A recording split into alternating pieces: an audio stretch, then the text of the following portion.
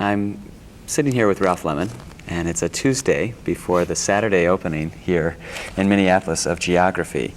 We're the second stop here in Minneapolis of the tour of a major new work. And Ralph, I want to sort of go back before we talk about geography and talk about your time here a little bit.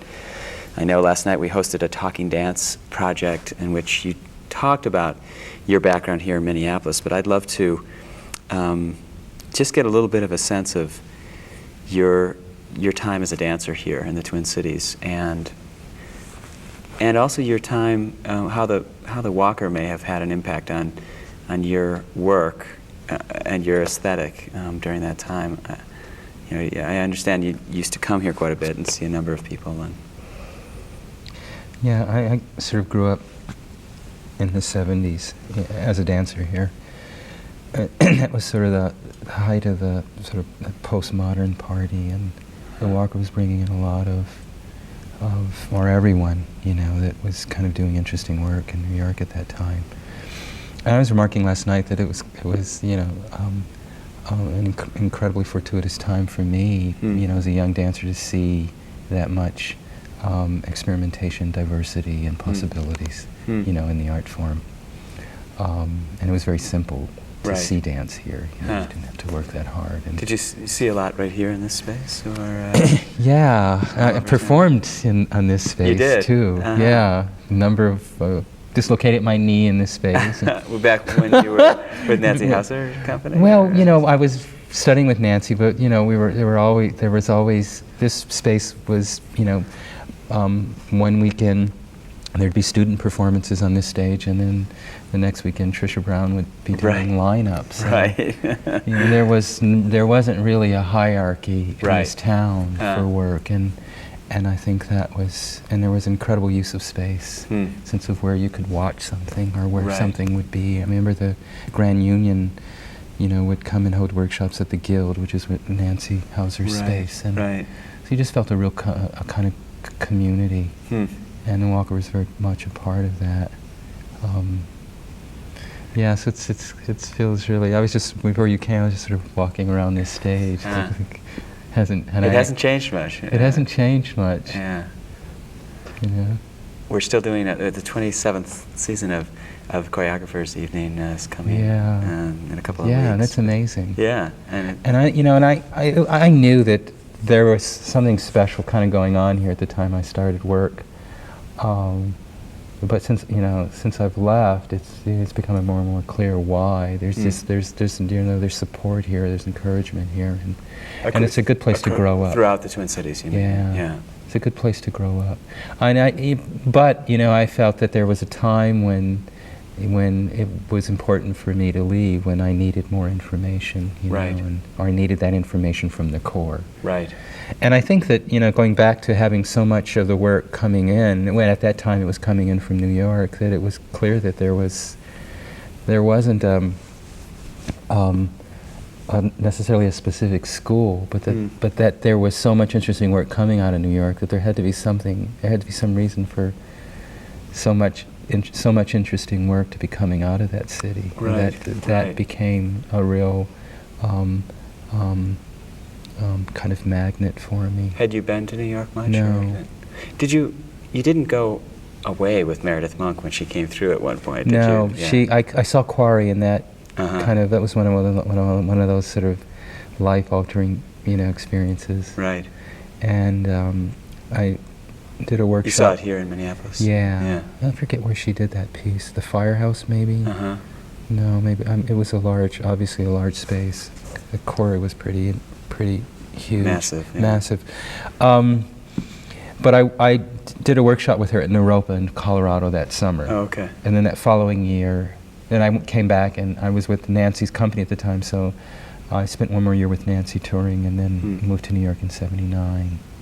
Now, when you were here at the U, you were studying the visual arts. No, I was doing visual arts in high school. Oh, okay. They had a special program, and then when I went to the University of Minnesota, I majored in English literature. Oh, okay. And was a theater arts minor. Were you doing any photography at that point as well? Did those different disciplines? I was.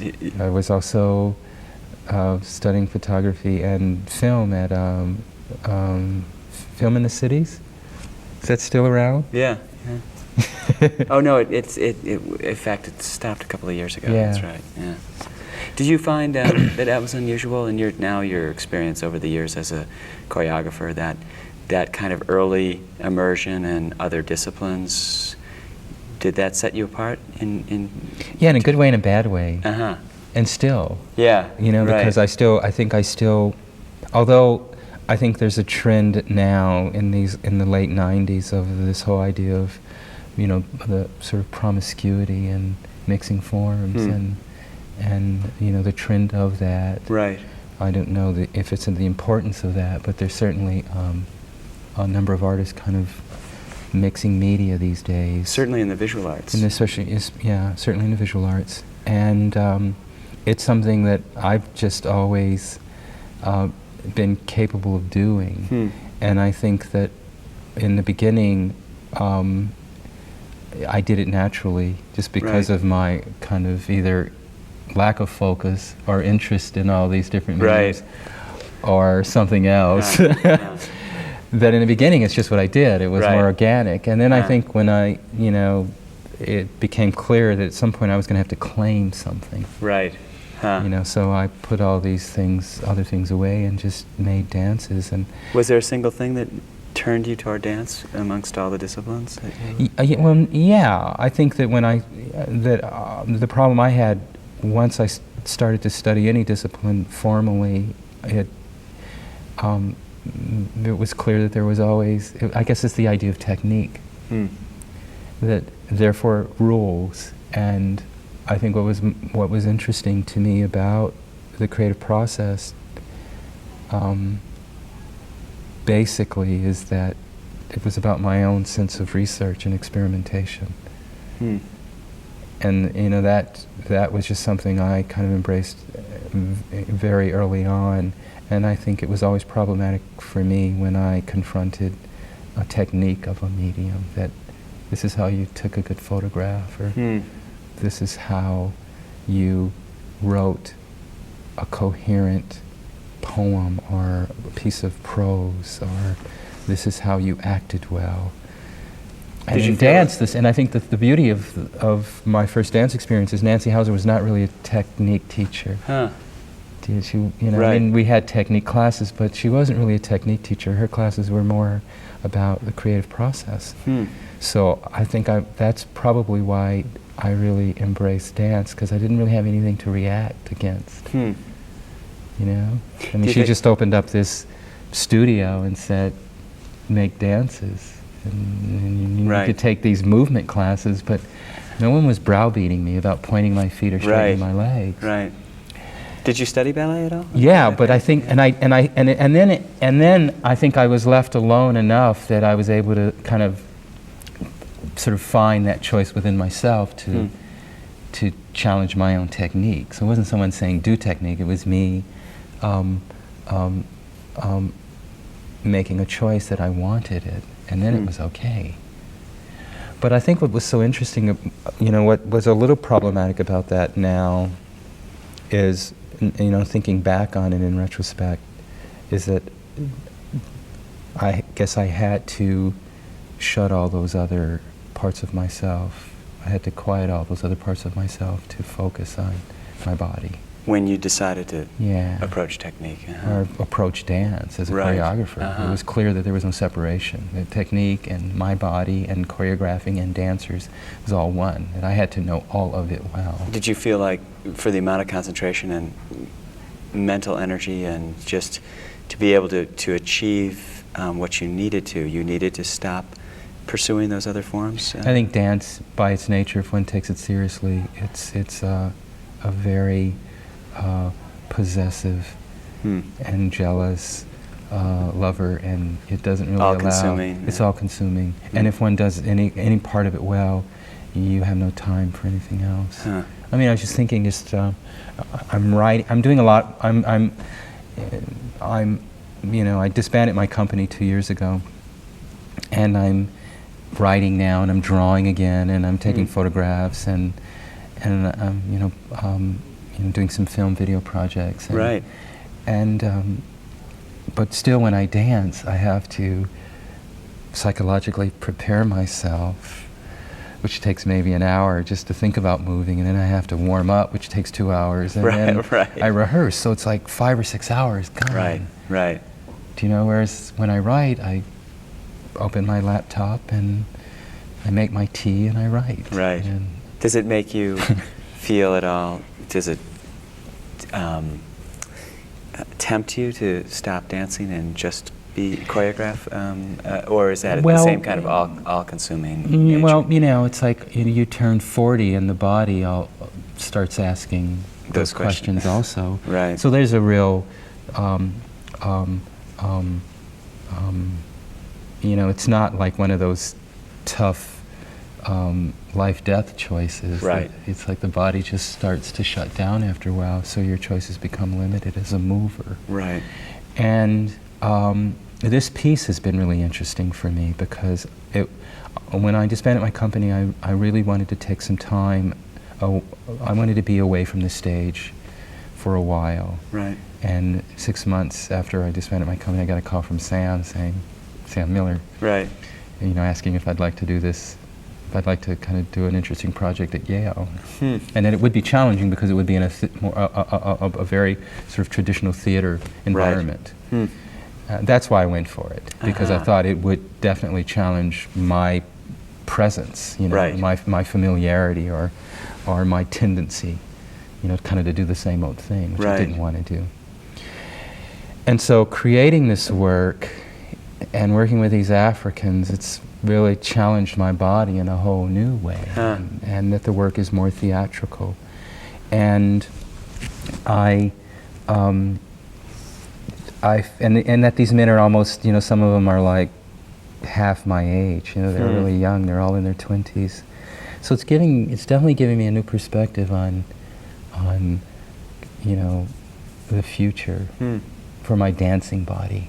In the sense of what will be the next steps. Right. I want to be really. It's my nature to be very conscious about it and right. not just see what happens. Right. It's like I can make a decision and it's not necessarily one that limits me. It's just right.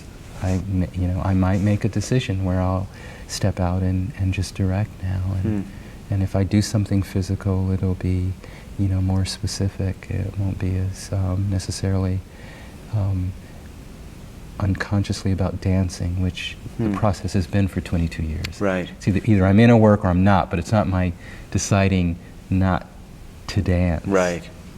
There's when you then went to New York and you had your company for 10 years and you created a lot of strong work and toured the world and commissioned by companies in different parts of Europe and the U.S. and things. You then decided to disband your company, like you said, 2 years ago.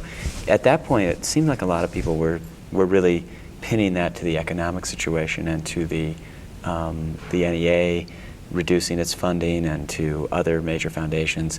It sounds like what you just said was really, it was more of a personal decision to kind of go away from that kind of constraint. Was it a real sense of a constant responsibility to choreograph new work and to keep your company going and keep them on the road? And all yeah, that? It was, tricky because it was a good thing, but it was also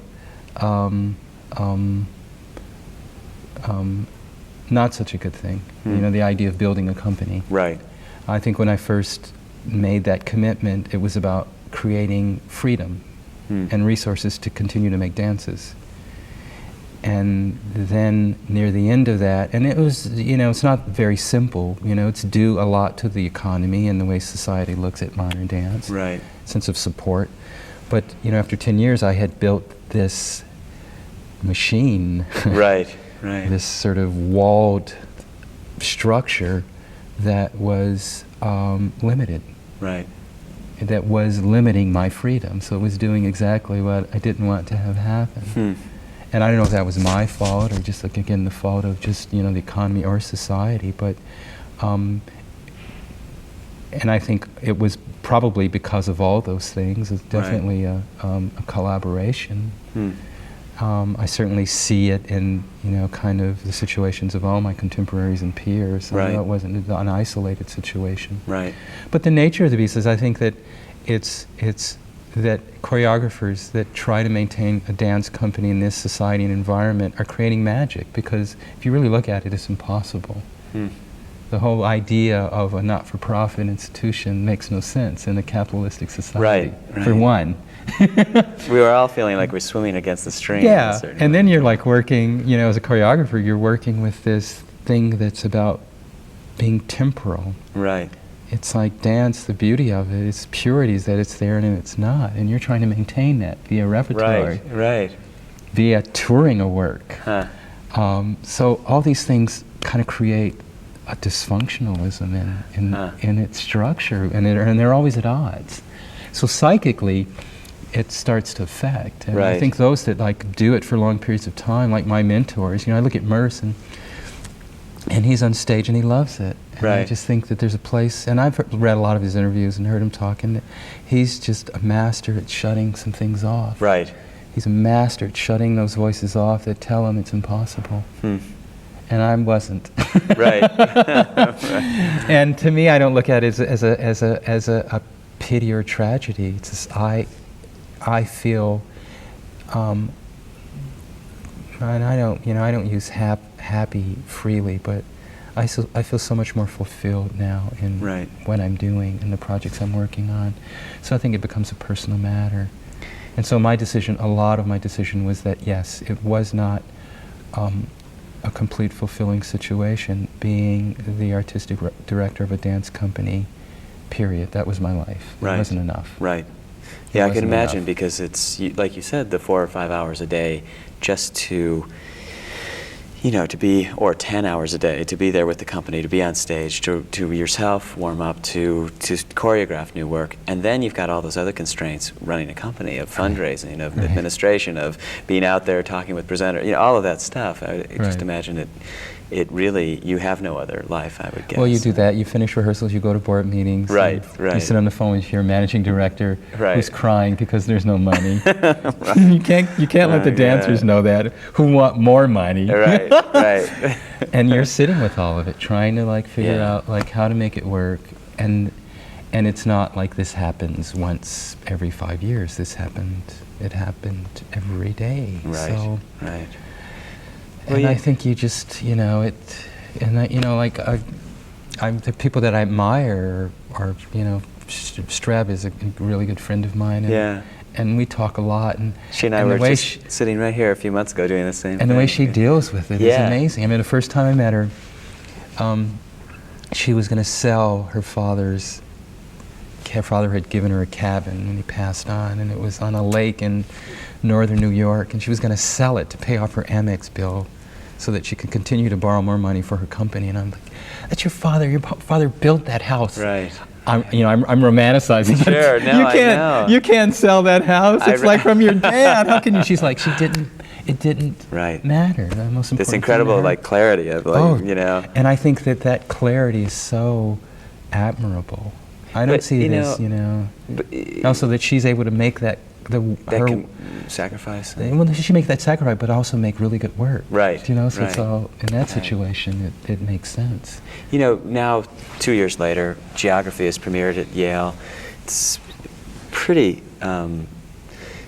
resounding success. We obviously will see it on Saturday, but in some ways, in hindsight, I'd imagine, it must feel, like a very good decision. This is a project that sounds in all fronts like it's been both fulfilling, but also really an important, quite distinctive turn for you, and something that, while I think there was probably, I'm sure you had a lot of nervousness about how it would go, it seemed that you took a kind of caution thrown to the wind and went for quite a big vision with this work. And I'm interested in that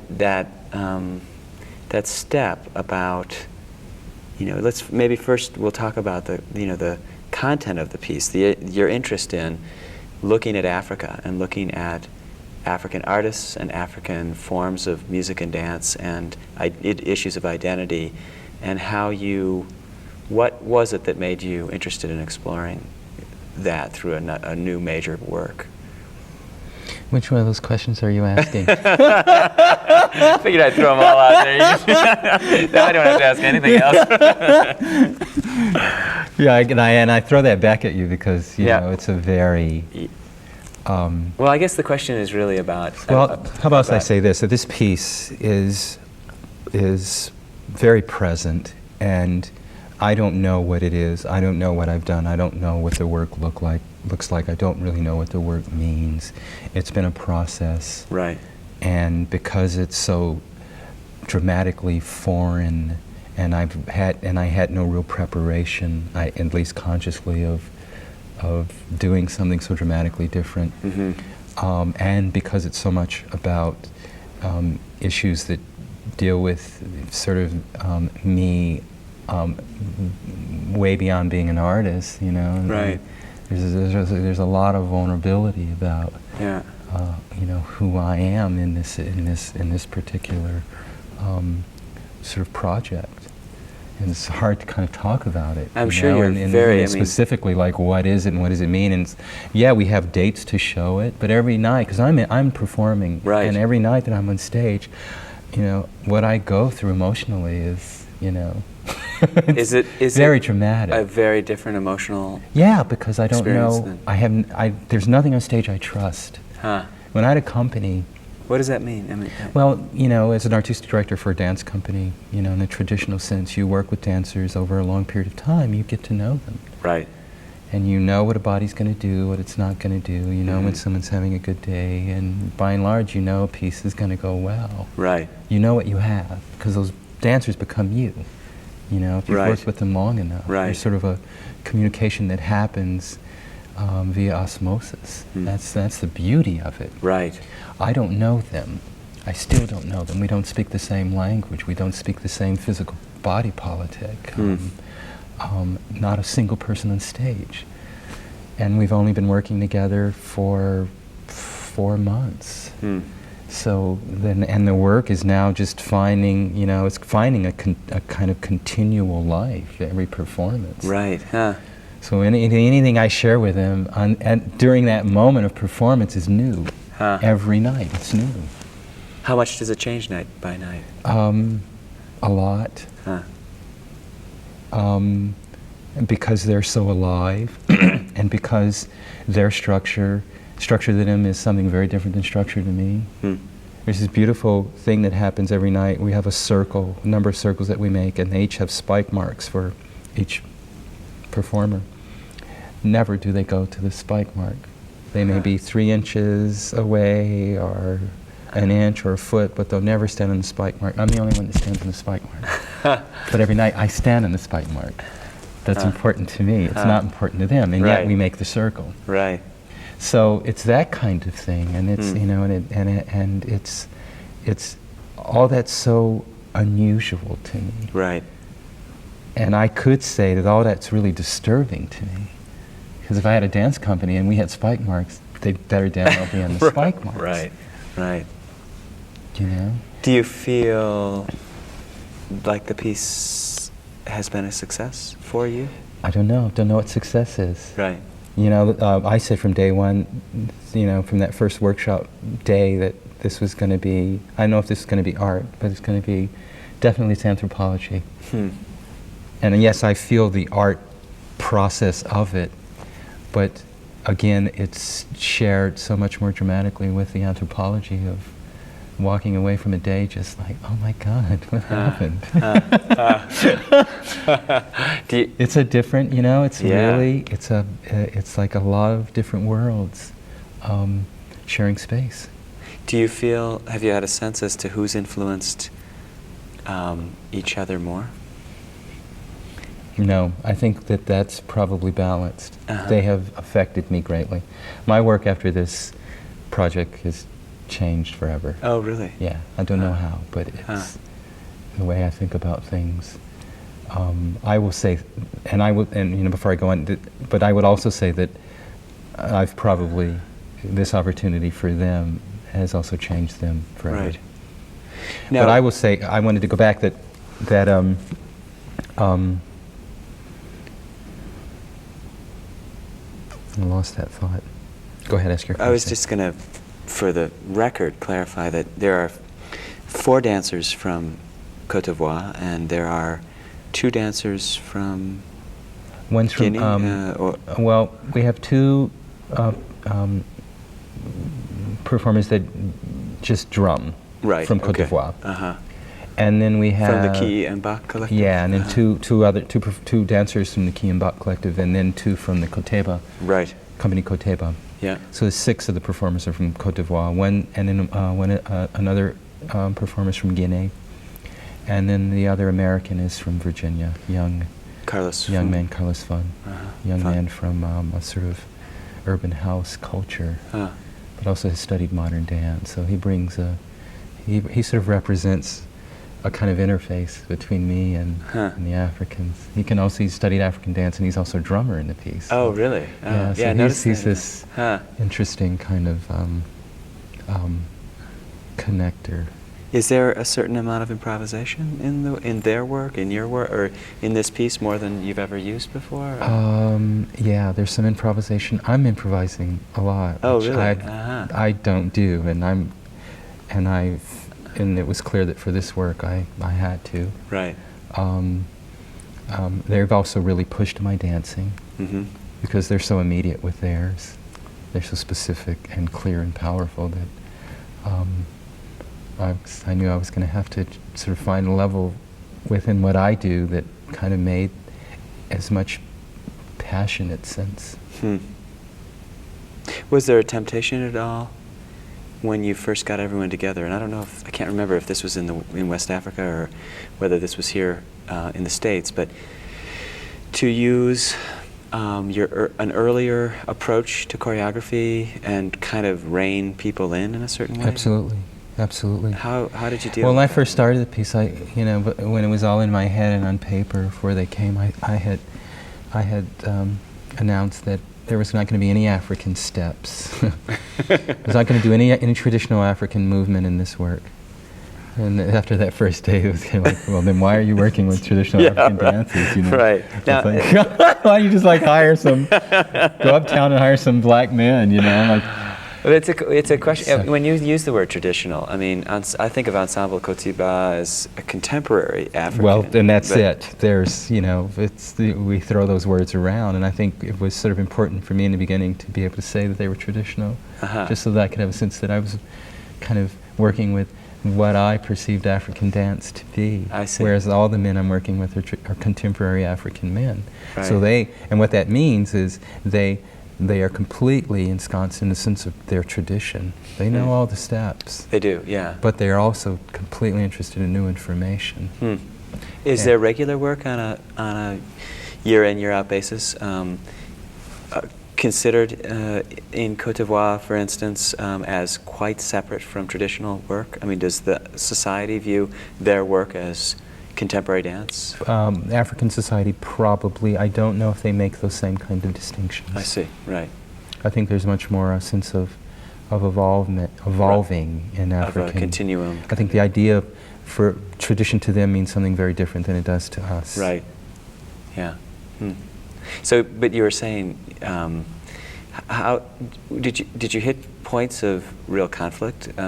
Within myself. How quickly did you realize I'm not going to be choreographing these artists in the way After a week. After a week.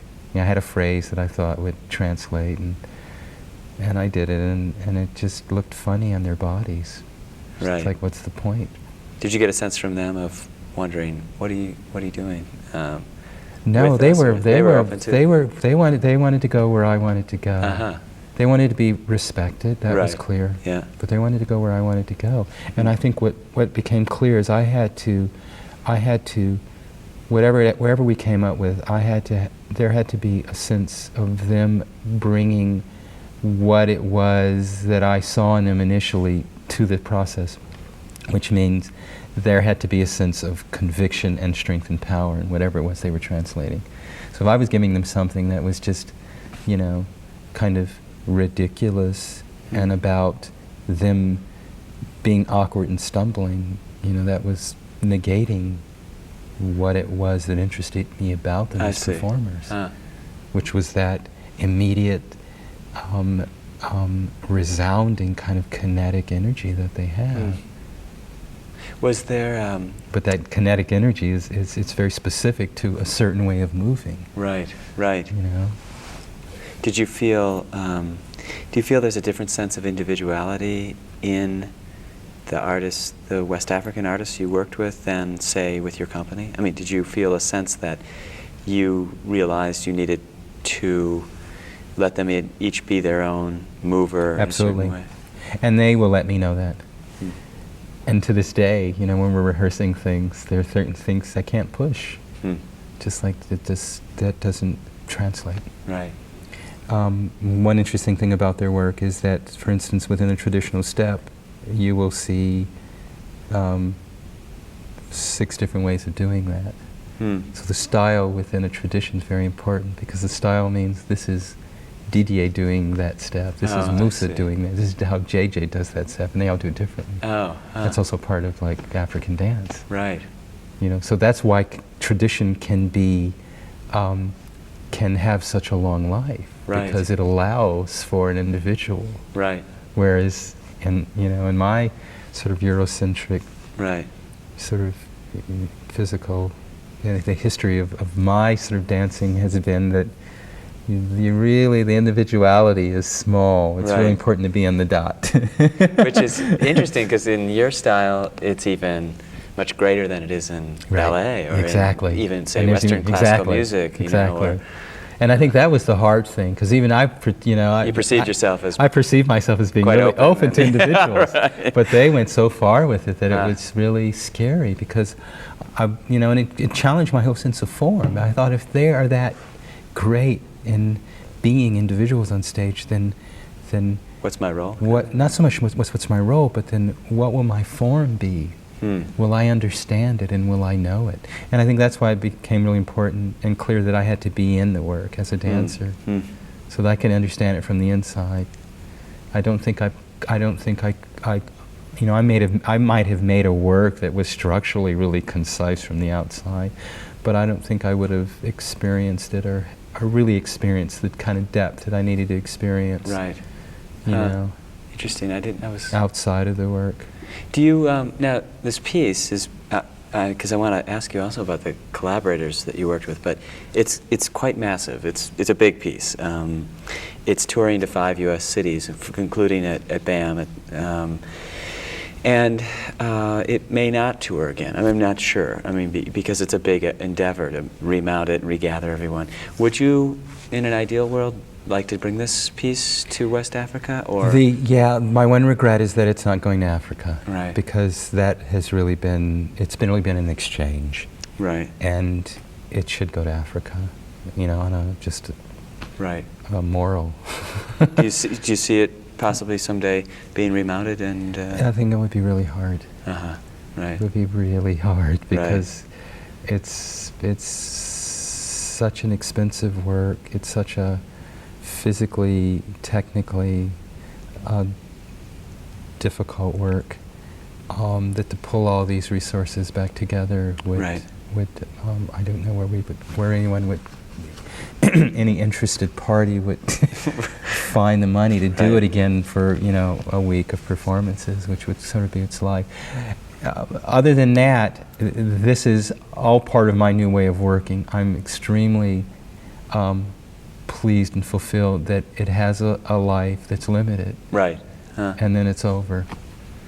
And then I go on to part 2, and then part 3, and then something else. That's how I want to work now, because for just so long I did these sort of works that were about, kind of having a limitless would life. Would you get to a point sometimes where you'd say, do we have to perform this piece again? Well, I would. I think what's so interesting about that is that I and the dancers when I had a dance company knew when a dance had died.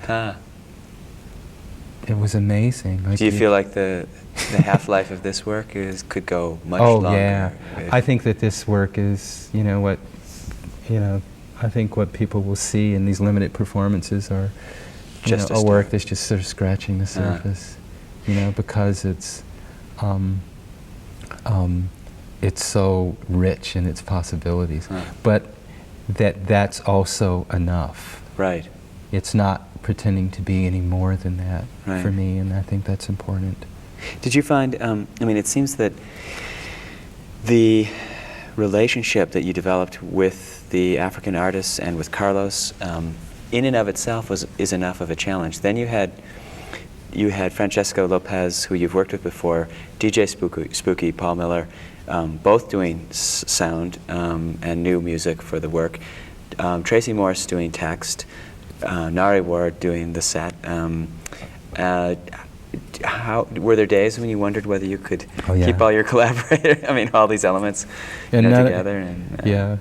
And the collaborators didn't know how I was going to do it. Right. But I'll tell you, it was one of the easiest collaborative.